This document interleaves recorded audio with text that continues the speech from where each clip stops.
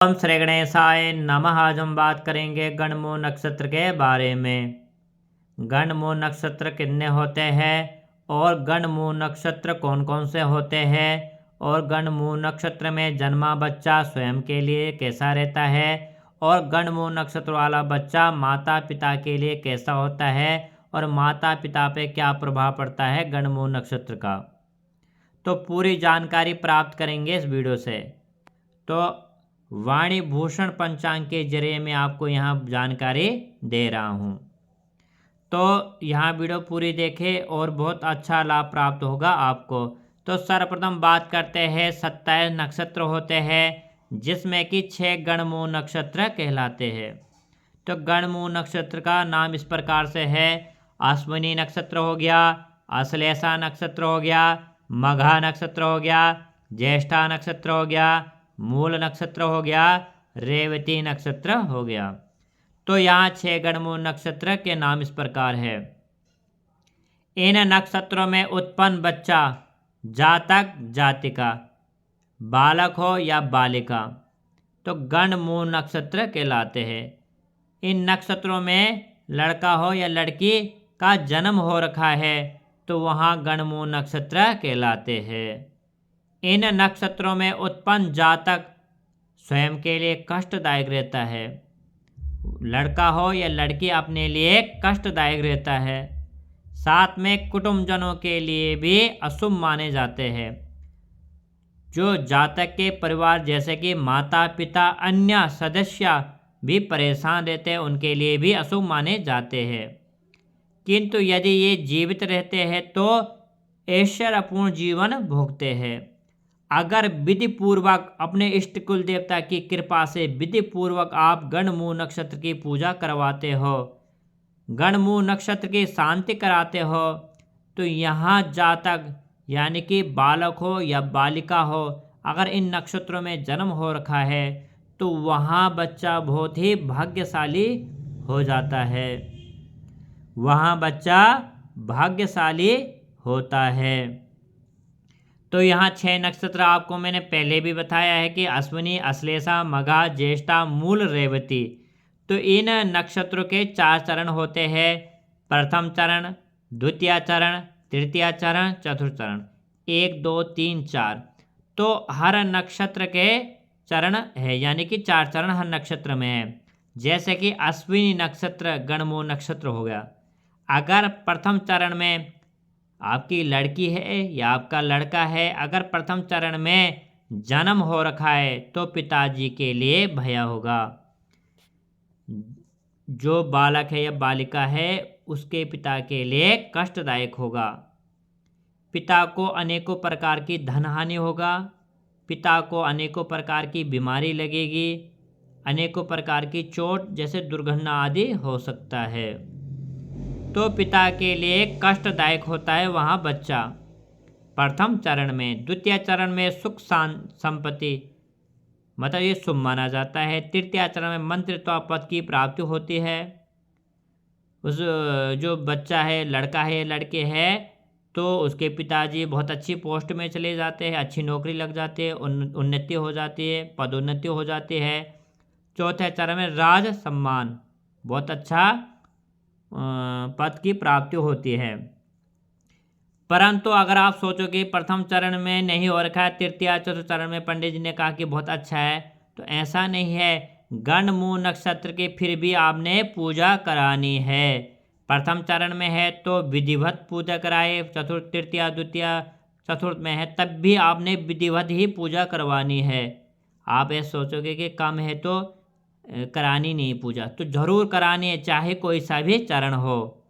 वैसे ही अश्लेषा के प्रथम चरण में शांति से शुभ माना जाता है यानी कि पूजा करके सुख माना जाता है, शुभ माना जाता है। द्वितीय चरण में धनहानि होती है। कष्ट तो रहेगा, परेशानी रहेगी पर धनहानि भी ज़्यादा होगी। आश्लेषा के तृतीय चरण अशुभ माना जाता है जैसे कि माता को कष्ट रहेगा, परेशानी रहेगी, बार बार माँ की तबीयत खराब होगी। चतुर्थ चरण में पिता को कष्ट रहेगा जैसे कि दुर्घटना आदि हो सकता है, अनेकों प्रकार की बीमारी हो सकती है। तो आपने ही तुरंत गणमूल नक्षत्र की शांति करानी, यानी कि अश्लेषा नक्षत्र की शांति करवानी है। तो तृतीया और चतुर्थ कष्टदायक बताए गए। ठीक है, वैसे मघा नक्षत्र होता है, तो मघा नक्षत्र के प्रथम चरण में माता को कष्ट देता है, द्वितीय चरण में पिता को कष्ट देता है, भैया रहता है, बहुत ज़्यादा परेशानी आती है। मैंने आपको बताया कि पहले भी कि दुर्घटना आदि कष्ट, बीमारी, धनहानि इत्यादि आपको कष्ट आएंगे। तृतीय चरण में सुख की प्राप्ति होगी, चतुर्थ चरण में धन व विद्या की प्राप्ति होगी। तो आपने जरूर, अगर चौथ चरण में भी मघा नक्षत्र के जन्म हो रखा आपका, लड़की हो या लड़का, तब भी आपने विधिवत पूजा करानी है मघा नक्षत्र की। वही बात करेंगे हम ज्येष्ठा नक्षत्र में, आपका लड़का है या लड़की का जन्म हो रखा है, तो बड़े भाई के लिए नेष्ट बताया गया है, कष्ट बताया गया है। द्वितीय चरण में छोटे भाई को कष्ट बताया गया है। तृतीय चरण में माता को कष्ट बताया गया है। चौथे चरण में सुख में कमी आती है। तो बोलने का मतलब ये है कि पहला चरण हो, चाहे द्वितीय चरण हो, चाहे तृतीय चरण हो, चाहे चतुर्थ चरण हो, पूजा आपने विधिवत पूजा करानी ज्येष्ठा नक्षत्र में। तो ज्येष्ठा नक्षत्र के तृतीय चरण में माता को कष्ट बताया गया है, तो माता की तबीयत सही नहीं रहेगी, कभी कुछ ना कुछ परेशानी आती रहेगी। यहाँ परेशानी धीरे धीरे करके आगे बढ़ती है, यानी कि बहुत ज़्यादा परेशानी आ जाती है। तो ज्येष्ठा नक्षत्र का कोई सा भी चरण है तो वहाँ गणमूल नक्षत्र ही कहलाते हैं, तो जरूर आपने पूजा करवानी है। मूल नक्षत्र, यहाँ मूल नक्षत्र 6 गणमूलों से सबसे ज़्यादा कष्टदायक माना गया। वैसे ये पहला भी है, द्वितीय भी, तृतीय, जो से मतलब ये है कि अश्विनी, अश्लेषा, मघा, ज्येष्ठा, मूल, रेवती। तो मूल का भी बहुत कष्ट बताया गया है। जैसे कि मूल के प्रथम चरण में पिता को नेष्ट कहा गया, यानी कि पिता को भैया, कष्ट, बीमारी, परेशानी, दुर्घटना आदि, धनहानि इत्यादि परेशानी आएगी। द्वितीय चरण में माता को कष्ट बताया गया है, परेशानी आती है। तृतीय चरण में धनहानि होती है। चतुर्थ चरण में शांति से शुभ माना गया है। तो आपने प्रथम चरण है, चाहे द्वितीय चरण है, चाहे तृतीय चरण है, चाहे चतुर्थ, आपने पूजा करानी है विधिपूर्वक। वैसे ही रेवती नक्षत्र बताया गया है, वैसे नक्षत्र ये हल्का बताया गया, परंतु तब भी आपने पूजा करानी है रेवती नक्षत्र में। इसमें प्रथम चरण में राज्य सम्मान की प्राप्ति होती है, द्वितीय चरण में मंत्री पद की प्राप्ति होती है, तृतीय चरण में धन एवं सुख की प्राप्ति होती है, चतुर्थ चरण अनेकों कष्ट बताए गए हैं।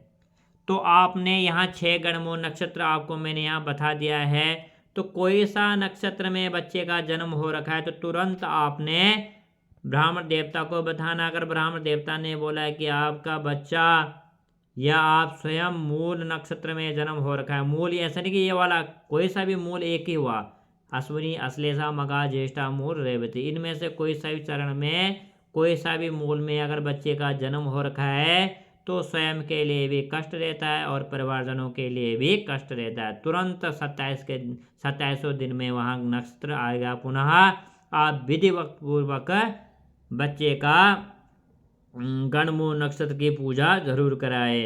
तो स्वयं भी आप स्नान करना और बच्चे को भी स्नान हो, तो ब्राह्मण देवता स्वयं अपने हिसाब से आपको वहाँ विधि पूर्वक आपको बता सकते हैं कि कैसा आपने गणमूल नक्षत्र की शांति करानी है। तो यहाँ बिल्कुल भी आप इस चीज़ को नकारे ना, तुरंत इस पर कार्रवाई करें, तुरंत इनकी पूजा करवाइए। आपको यहाँ वीडियो अच्छे लगे तो लाइक करें, शेयर करें, सब्सक्राइब जरूर करें। धन्यवाद।